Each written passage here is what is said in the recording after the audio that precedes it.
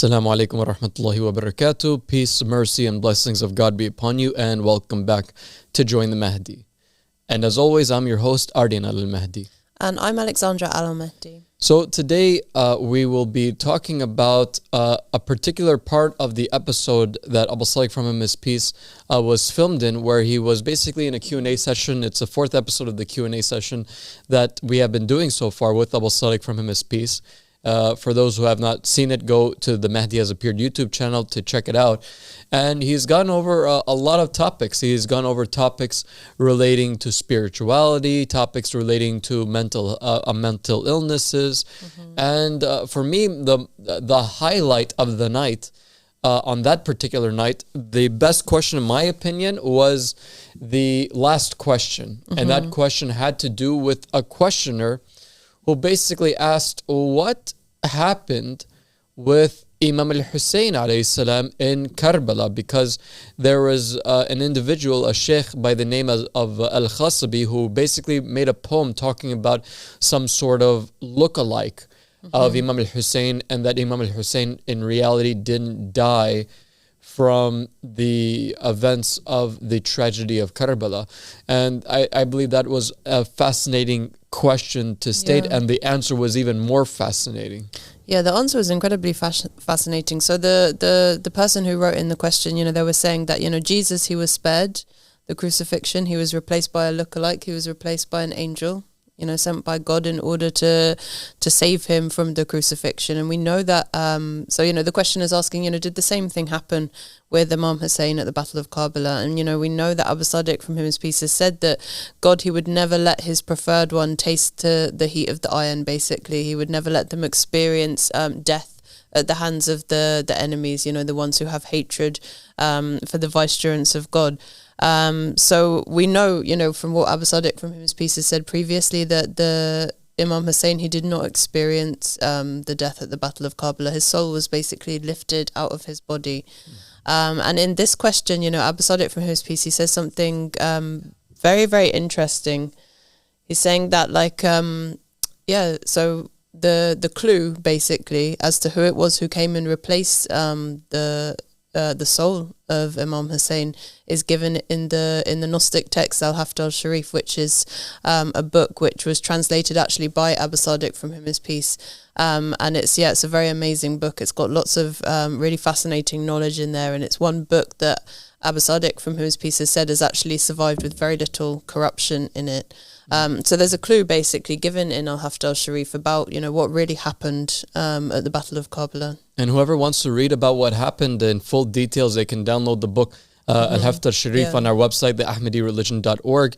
The PDF has in it the English and the Arabic, and it is in door number 40, but it's a very, very heavy book. It is a book filled with mystical and esoteric knowledge, that a lot of it deals with the origin of life, or the origin of the souls and the bodies, and the ghosts and the shadows, and a lot of esoteric things and personalities.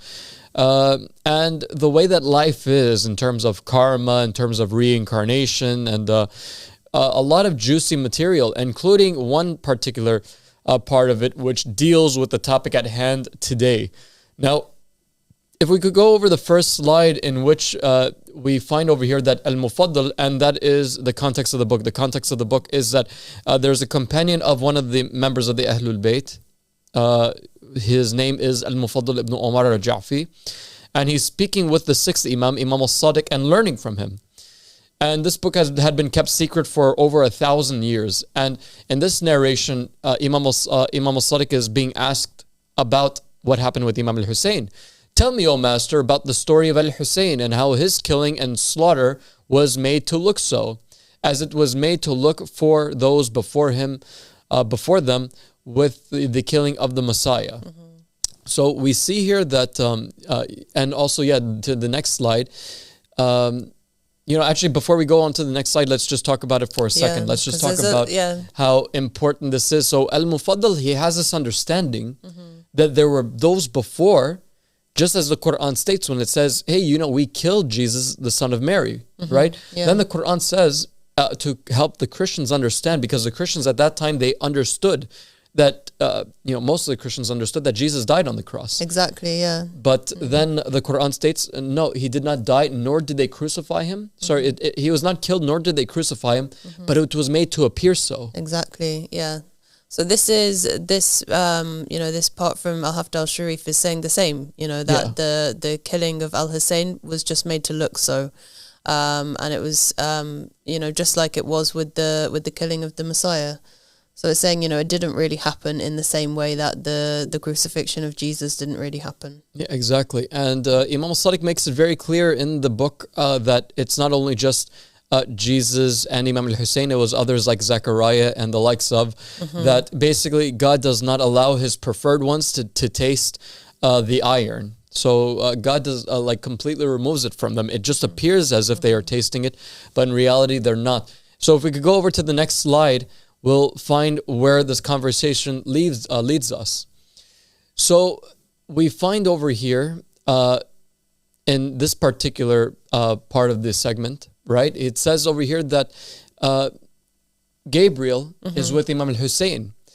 And Imam Hussein asks Gabriel while he's in Karbala, he says, "Oh, Gabriel," and then Gabriel says, "At your command, oh my master."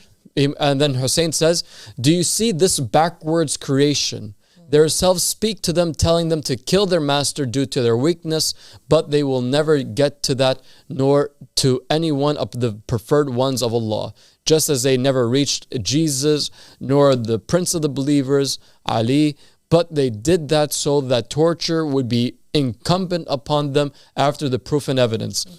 So over here, what do we see? We see that Imam al-Hussein is basically saying that they never were able to kill these individuals, whether it was Jesus or Amir al-Mu'mineen Ali ibn Abi Talib, but it was only made to appear so. And why? So this way it becomes a proof upon the people that they are murderers, that they are evil individuals, and that God had tested them if they were going to act upon the deeds that they wanted to act upon, and they showed themselves to have failed. Exactly, these people, they fought and killed, who they believe to be the vicegerent of God, still. So this shows basically that they will have no excuse on Judgment Day. And before we go to the next slide, I just want to add one thing that Abu Sadiq from his PC says in this recent episode on the Mahdi Has Appeared channel, that the truth about what happened in Karbala was a heavy truth. Yes. And it was something which wasn't plainly spoken about because it could lead to the persecution of the Shia. It's something that is too heavy, basically. Exactly, it's heavy. And Abu Sadiq from his PC uses the narration, if Abu Dar knew what was in the heart of Salman, he would have killed him, as an example, because it's something that would be for some people too much to understand. It's too heavy for them to accept it, basically. So it was a really big revelation, basically, that was made here. And it's so big because the people would have for sure killed Ahlul Bayt, saying that these are mushriks. They are basically associates with God, because of the nature of what the Imam is talking about. Because Abu Sadiq said something which, before we get to the next slide, he mentions in the episode that the one who replaced Imam al-Hussein and took his likeness and got slaughtered instead, he said, was God. Yeah. God was the one who took the likeness of Imam al-Hussein and was killed in the land of Karbala. And this is something unique, in the Battle of Karbala. Something happened here that it hadn't happened before. It didn't happen with Jesus, it didn't happen with Zechariah. This is something which only happened in the just Imam al-Hussein. Yeah. And if we go on to the next slide, Abu Sadiq even proves it by Al-Haft Al-Shareef by itself, where it says on the same page, on the same door, it says that when Imam al-Hussein asked Gabriel, who am I? Gabriel responded with this. He said, "You are Allah, whom there is no God but Him, the living, the everlasting, the one who gives death and life. You are the one who commands the heaven, and it obeys you. And you command the earth, and it fulfills your command. And you command the mountains, and they respond to you. And the seas rush to your obedience. You are He whom no plot nor harm reaches."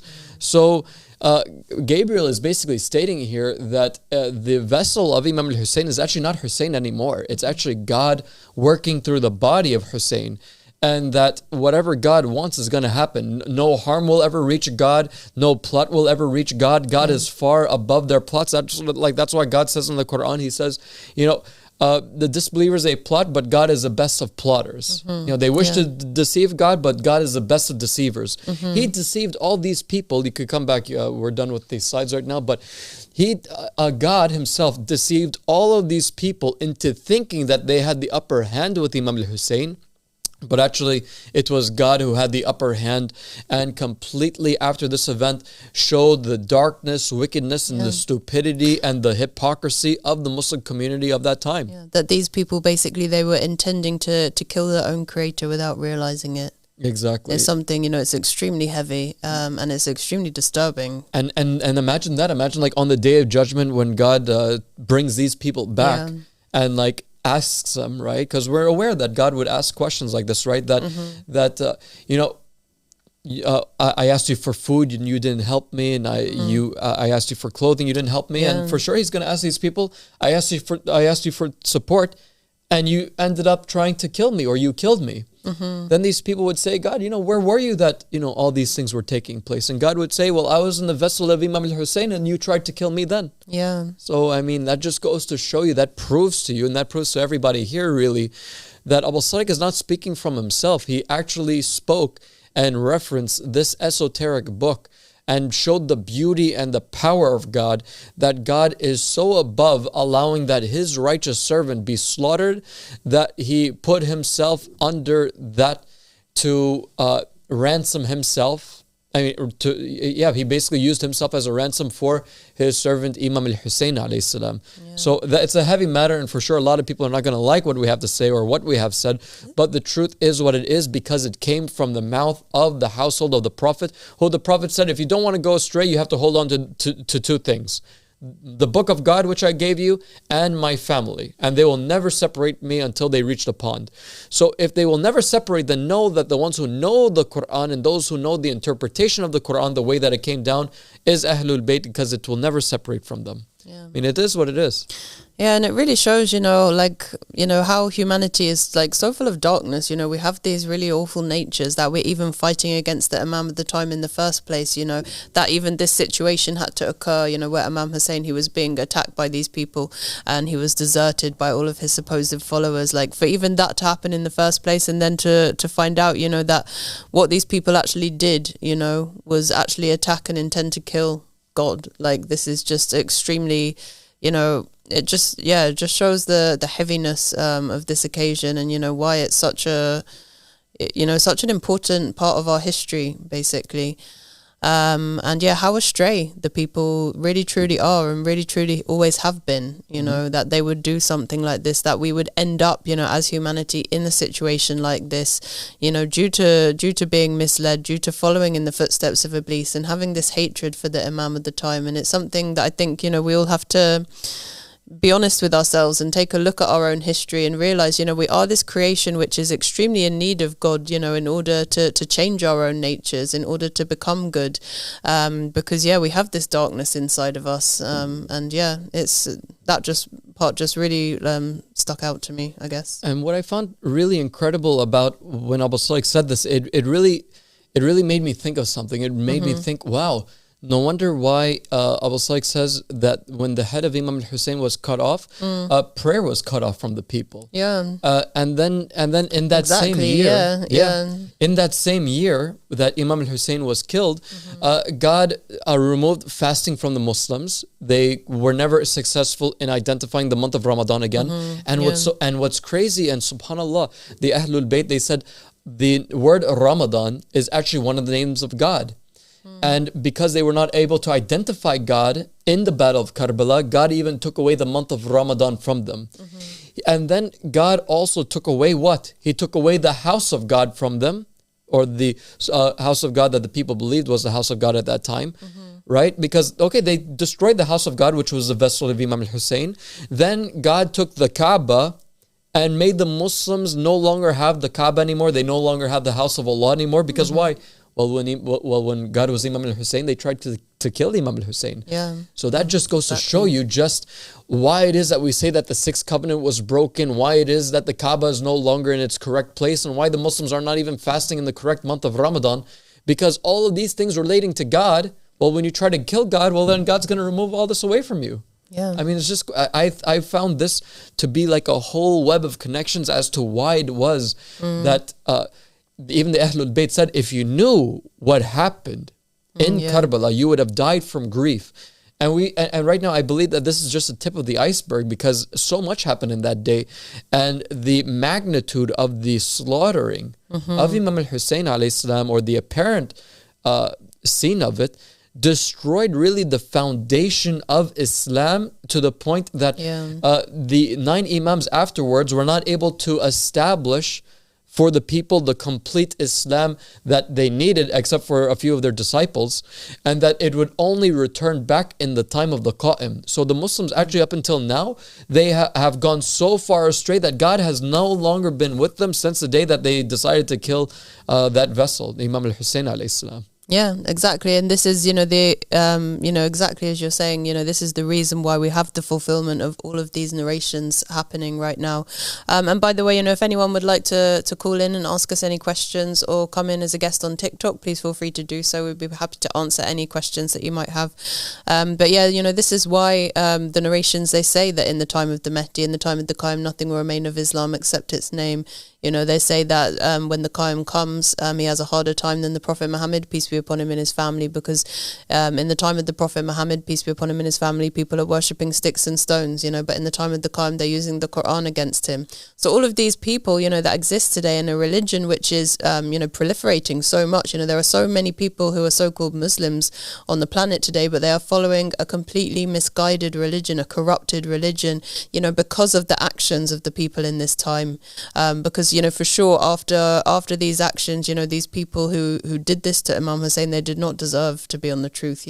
How could they have, still have their connection with God after they'd actually done that? Impossible. And it's such a tragic act, because for sure they can't do anything to hurt God. They can't. It's like that's not even like remotely possible for them. But it's sad how much they're just hurting their own selves in their own confusion, and taking away their one connection with God, and taking away their one chance, but that's the good thing about this time that we're in right now, because regardless of everything that's happened in the past, we do have this chance. Everyone has this chance in this time to regain that connection, and to actually undo these bad things that were done, by pledging allegiance to, by following the Imam of the time today, who is Abu Sadiq the Qa'im, from him is peace, and doing the right thing, getting it right, not making those same mistakes that we've made so many times as humanity, to actually learn from our mistakes, to say, I'm not gonna let my actions in this incarnation, in this life, lead to an event like Karbala. I'm gonna be one of the people who stood with the Imam of the time, no matter what, and I followed him, and I did, what my obligations, I fulfilled my obligations towards God in this life, and let's go to our judgment day, having done the right thing, not having anything bad to answer to in that respect, so yeah, this is why we really have the chance today. And we were talking earlier about the followers of the Ahlul Bayt today, or the so-called followers of the Ahlul Bayt today, how this event is kind of commemorated with the Shia Muslims, right?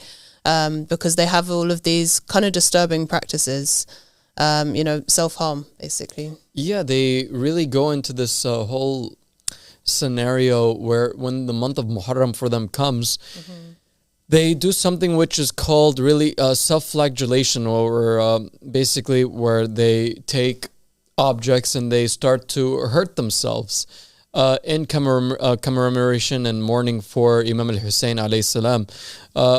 If we could pull up some of those slides, actually, yeah, we see that this is art depicting what they do. Obviously, we didn't want to show it on TV. The actual pictures online, which you can look up, for yourself, are extremely graphic, and there's no way that we could show those. And over here, we see people crawling on their bellies to the shrine of Imam Al-Hussein, which is kind of weird. It's just weird. I mean, it's kind of like... it's kind of like, okay, well, you're mourning. We can understand, that the tragedy was such a big thing. It was really evil that the Muslims have done this. But, I mean, why reach a point after 1,400 years that you decide to crawl in your belly to the shrine as if that's going to benefit you? Yeah, exactly. Let's go to the next slide. What else do they do? Yeah, over here we see that there are people who actually, they kind of throw dirt on themselves and they beat their chests. And some of them even take knives and they start smacking their faces and foreheads and allowing blood to bleed. Covered in blood and, you know, getting seriously injured. Yeah. So, you know, behaving in this really weird, like animalistic way, and, you know, in a way which is like causing extreme harm to themselves. But we have a caller on the line, so we'll come back to this topic shortly. Assalamu alaikum. Assalamu alaikum. Wa alaikum salam. How are you, brother? I'm good, and how are you? Alhamdulillah, we're doing great. So what brings you up here? I was just scrolling on TikTok and I come by your page. And I'm just wondering, like, how you function and what's the base of your religions and stuff like this.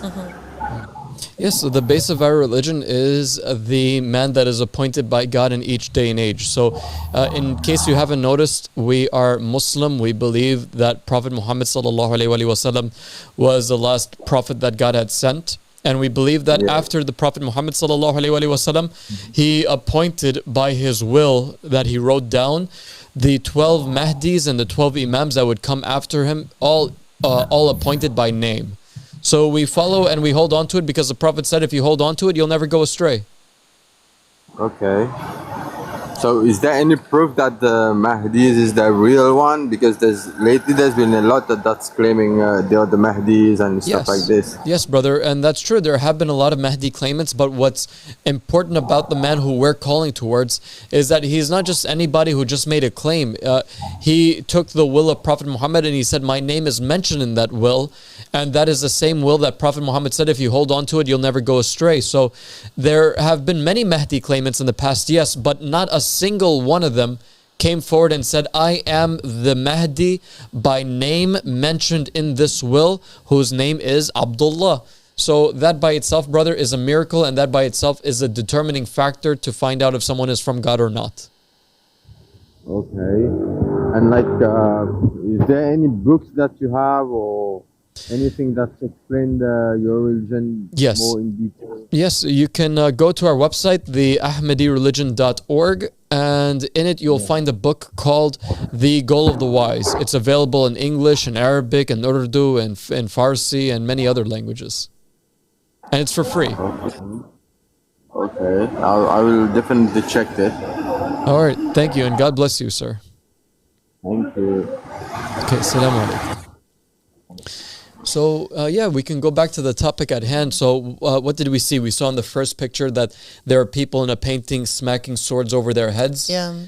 We saw that people are crawling on their bellies as if they're worms. And covered in mud, you know. Yeah. Like this photo as well. Yeah, there are some people that they go to such an extreme that they literally roll around in the mud. So, it's not even just like taking dirt and like throwing it on themselves. Now they're actually rolling in the mud as if they are like pigs, really. It's like, you know, what the scholars have turned people into, you know. Why would God want this? Why would God want people to do this? Yeah, why would God want people to like humiliate themselves and degenerate and behave like animals and to crawl on the floor and to hurt themselves? You know, God, he doesn't want us to hurt ourselves. Sure. This isn't like some sacrifice that we're making for God, you know.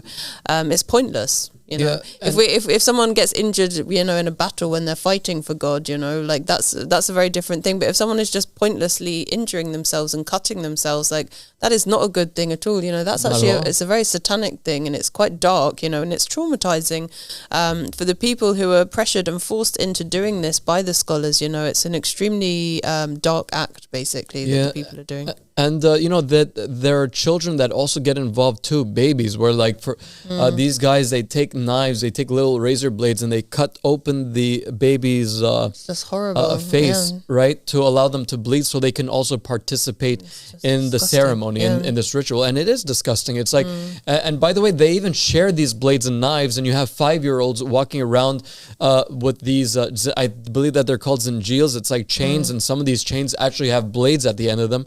So then they start whipping their backs while bleeding in order to commemorate and remember the martyrdom of Imam Hussein. So the scholars, really, they took their followers and turned them into animals. They made them walk on their bellies as if they are worms. Yeah. They made them beat their chests as if they're apes. They made them roll around in mud as if they're pigs.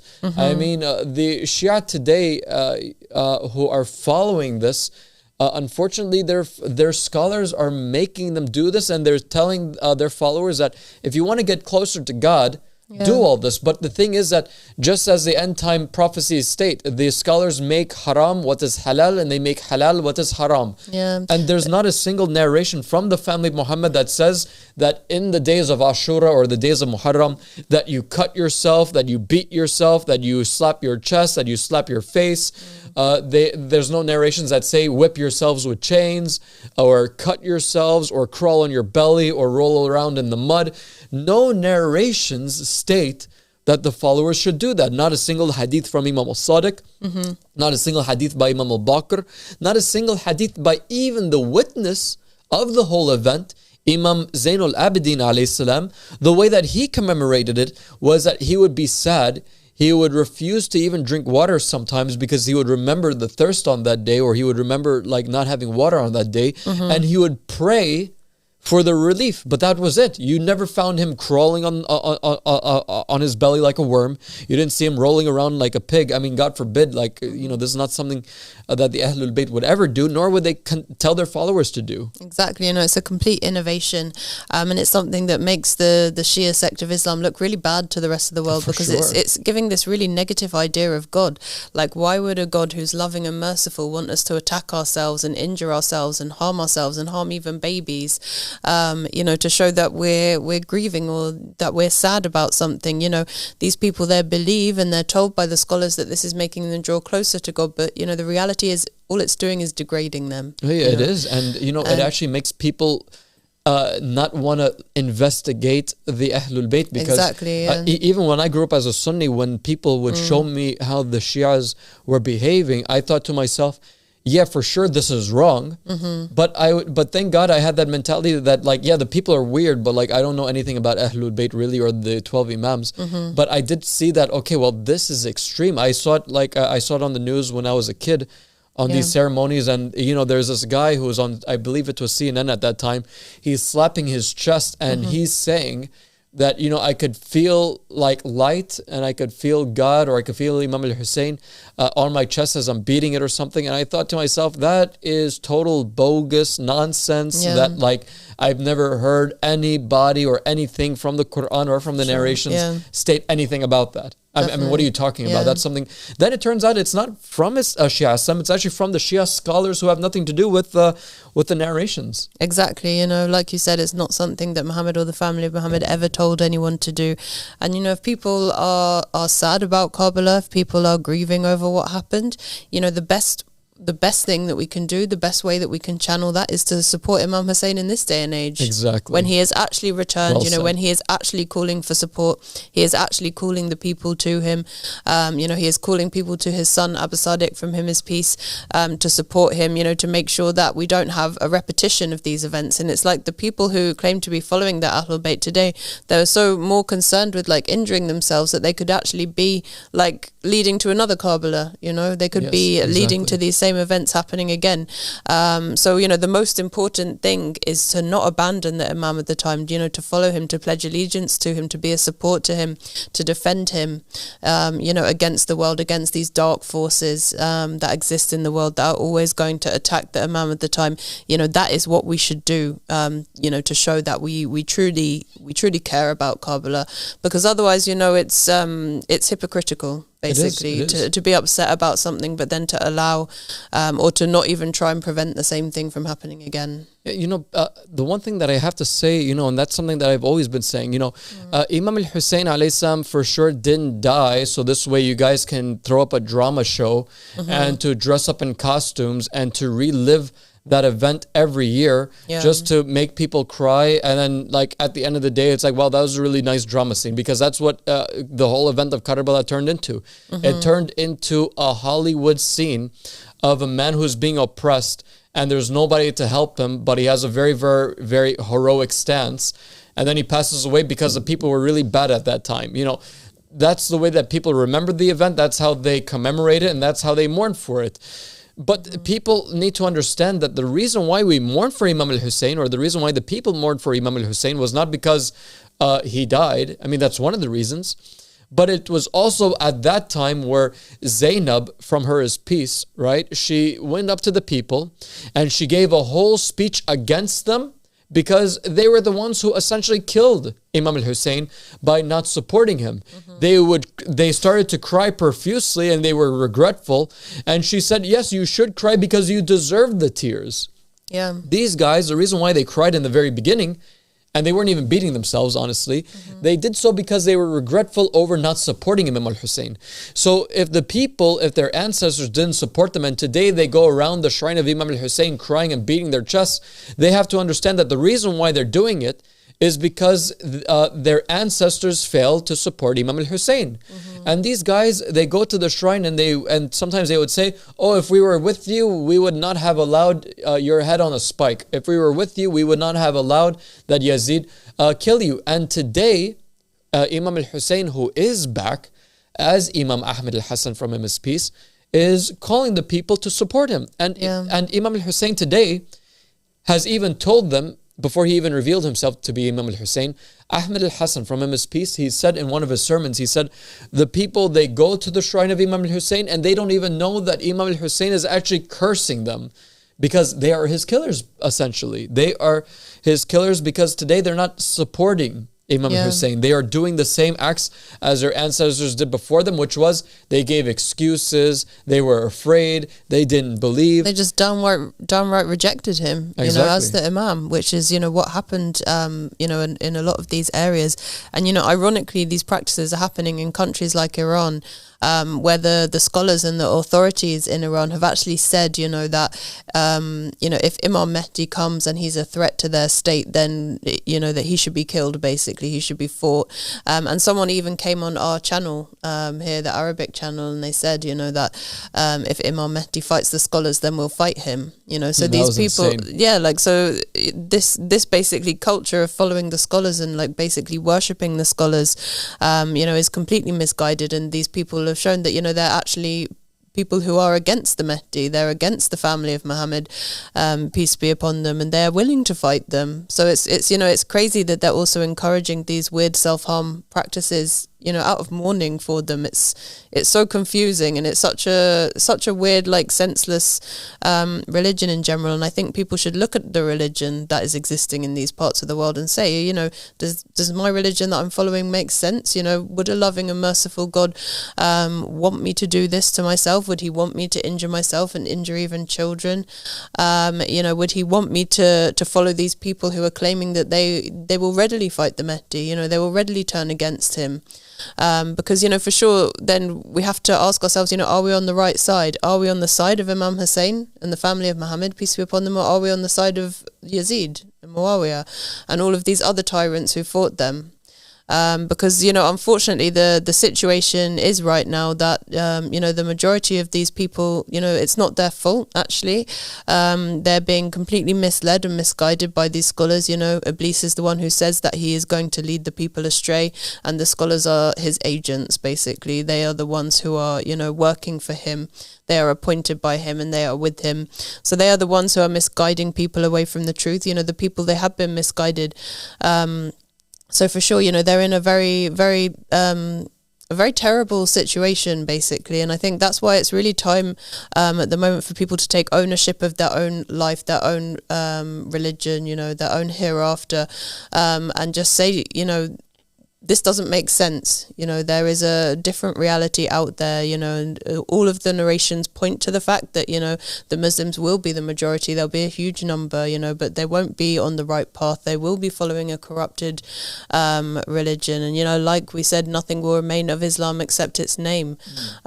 So, yeah, the religion today, it's something that, you know, people, they have to wake up to it, basically. You know, this is not a true religion, and, you know, we're not trying to hurt anyone's feelings here, because we understand also that this is like a shocking topic for a lot of people. But it's like, it's so terrible how badly everyone has been misguided by these people, and it's so terrible how wrong the religion is. You know, it doesn't make any sense. Why would God want us to be miserable and living under tyrants and hurting ourselves? What kind of God is that? That isn't God. You know, that's Satan. Yeah, exactly. Satan. You know, I mean, yeah, Imam Hussein didn't die so this way the people can cry over him. The complete opposite. Exactly. You know, Imam Hussein was supposed to be the ruler. If people had followed him, and if people had followed the rest of the Imams, we would be living in paradise. You know, we would have such a good quality of life. We would have everything that we need. Like we said, there's a narration that says if people had accepted and followed Imam Ali, we would have been eating, you know, from above and below. We would have had so much sustenance. You know, we would have had abundance, basically. And it's the same, you know, if we had followed the other Imams, we would have had what we need. We wouldn't have this situation right now that we have in the Middle East and the rest of the world, you know, where there is so much inequality. People do not have what they need. People are being bombed, people are being fought, people are being made homeless, people's families are dying, people are dying. You know, people are just in a situation that is so much suffering. You know, it is the opposite of paradise. It is a hell on earth. And, you know, the way that we can make up for the tragedy of Karbala is to follow Imam Hussein in this day and age, and to you know, allow Abu Sadiq, from him is peace, his son, the Qayyim of the family of Muhammad, peace be upon them, to actually be the ruler and to actually build this better world for all of us. Yeah, because Imam Hussein didn't go to Karbala to die. He went to Karbala, not even actually to Karbala. His whole intention was to go to Kufa and to establish a state. He went there because he was promised supporters, and those supporters, they turned their backs on him because they were afraid to die. They were afraid of their worldly life to be affected. And ultimately, Imam Hussein was massacred for that. So Imam Hussein, he didn't die because he wanted people to cry over him and then make dramas out of him and to whip themselves. No, that's the complete opposite of what he wanted. He wanted that his memory be remembered by following those after him. That's why we still have successors. Those who would take up the mantle of leadership and the mantle of al-bay'a lillah, or allegiances to God, and to support the mission that Imam al-Hussein had, which was to build a divine just state, and not so this way the Shias can become emos and then cut themselves and then say that, hey, this is religion. You know, this is not what God intended, and far above it is God to allow that his creation be created, so this way they can you know, beat themselves and listen to their scholars who are taking their people for a spin and basically saying, look guys, if you guys want to, like, and I'm pretty sure like they're that sick, I'm pretty sure they're that demented that they look at their followers and they say, look, if you want to get closer to God, trust me. Just trust me on this. Go and beat the living daylights out of yourself. Whip yourself until you're bleeding silly. Even if you die, don't worry. Imam al-Hussein is going to like take you up into paradise. Like, this is a religion that the scholars are propagating today and is far degrading. You know, that, I mean, Ahmed al-Hassan, back in 2015, 2016, he said very clearly that this whole thing of tatbir is an innovation that had invaded Islam and was never part of Islam at all. Even the Shias today, by the way, they, some of them even admit that it for sure it's an innovation because they can't even find a single narration for it. And I guess what we can say today in this program is that the Shias, if they're waiting to avenge Imam al-Hussein, because that's what they state that we want to avenge Imam al-Hussein, right? But guess what? The only way to avenge Imam al-Hussein is by following his successor. His successor, who is basically calling the people to take revenge for Imam al-Hussein, not by killing people, not by taking people and slaughtering them, but by the ideals that Imam al-Hussein stood for, and that was the ideal of humanity first. But where is humanity first amongst the Shia?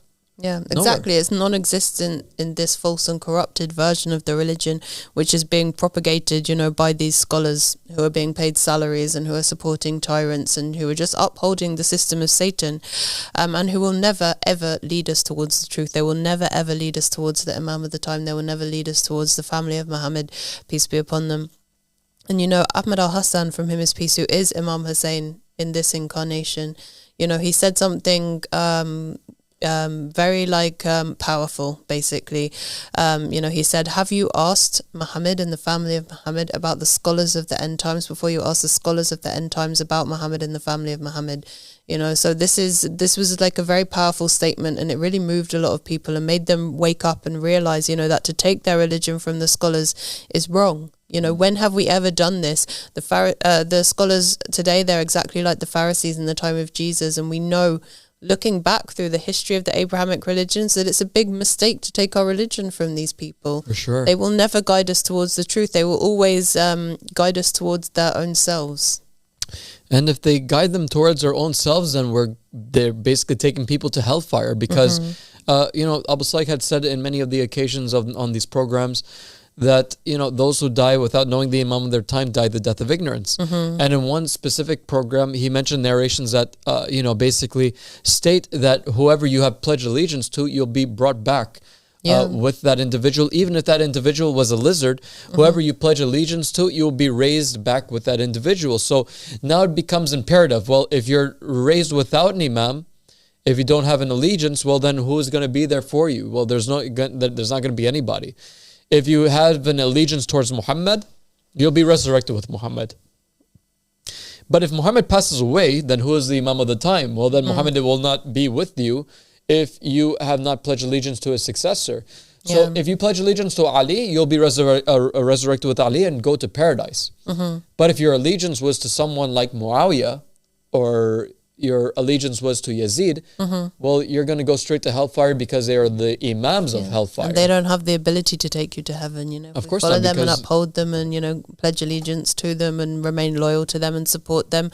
What can they do for us? They can't do anything for us, because they can't do anything for themselves. Exactly. You know, so we have to follow that Imam of the time. We have to follow that leader that God has appointed. And, you know, the most important part of the religion of Islam is the supremacy of God, right? It's the fact that God is the only one who can appoint the leader. We should only follow the leader who is appointed by God. And this is something which has been lost, you know, and submission to that leader, you know, submission to God through that Imam of the time. This is the whole purpose of the religion of Islam, and this has been lost, and this is why, you know, the narrations say that nothing will remain of Islam except its name, because the meaning of Islam is submission, right? It's surrender, and the meaning has been gone. We just have the names now, which are just being thrown around and used, and people have completely forgotten their true meanings and their original meanings. You know, they're just signifiers, basically. Like Abu Sadiq, from him his peace, has said, you know, the whole core of the religion has actually been lost, and people, you know, we just have basically now like an eggshell, basically, really an empty shell of these rules and and rituals, and the meaning has been completely taken away. Yeah, no, the meaning is gone. I mean, the yoke is gone. It's it's something that the narrations state when they said that nothing remains of Islam except for its name. And as Abu Saik said, as you said, you know, the core of Islam is gone from these people. And just as Ahmad al-Hassan said, he said 99% of Islam in all religions, as a matter of fact, is corrupted. So if 99% is corrupted, well then, you know, the only thing that remains then for sure must be the name, and perhaps okay that there's one God, Muhammad is a messenger of God, but everything else in between, it seems like, wow, it's gone, because with the teachings of Abu Sadiq, he's showing us that there's a whole big scenario that had taken place that we were not aware of, and he has shown us the truth and the reality of all of these narrations and its true meaning and its interpretation and its context, which most of the Muslims, unfortunately, whether they are Sunni or Shia, are not aware of. So, you know, all praise is due to God that we have been guided and we are now with the Imam of the time. But it's also up to us to also bring people to the Mahdi and to allow them to understand, and for us to reach out to as many people as possible. So if you guys have not had the chance today to call in on the show today, call in on the show tomorrow. And at the same time, reach us out on our outreach email and on our websites and on the Facebook accounts and pages. and we will get back to you as soon as possible. So this way we can ensure that you are upon guidance and that today you can support the Imam Al-Hussein of this time and to not be of those who end up not supporting him and leading up to his inevitable slaughter. So, I mean, that's all I really have to say. Exactly. You know, this is why we are calling people to join the Mahdi, and we are calling people to go to the channel of Abba Al-Sadiq, from whom his piece on YouTube called The Mahdi Has Appeared. Go to our website, ahmadireligion.org, where you can learn more, you know, so we don't keep making the same mistakes as the past, you know. So we have, in this time that we're living in right now, the end times, you know, when we are also in a judgment day, you know, we don't keep making the same mistakes. We actually use the mistakes and the stories of the past to learn from and move beyond that as humanity, and you know, so that, you know, as many people as possible will be saved from the coming punishment, and we can all move into a divine just state together. We can all live in a world under the supremacy of God together, you know, because no one should be excluded from that. And you know, for sure no one should be tricked to be rejecting that, you know, by these scholars who are, like I said, are agents of Iblis. And, you know, just before we end, I'll just say one more thing, you know, because Abu Sadiq, from him, his PC, has said that, you know, the Ahlul Bayt, they said that no one will be excused on the Day of Judgment for not knowing that their Imams from the Ahlul Bayt are the rulers over humanity. And that's something, you know, that's very profound, it's very powerful, and it's, you know, it's also heavy because so few people actually know that right now. So let's like start taking responsibility for our own selves, not leave our hereafter in the hands of these scholars, in the hands of these extremely evil people. Let's take it into our own hands and do our own research and our own investigation and look for God and find him. Well said, Alex. All right, and that's it for the today's episode, and we will see you tomorrow, inshallah. God bless you all, and assalamu alaikum wa rahmatullahi wa barakatuh.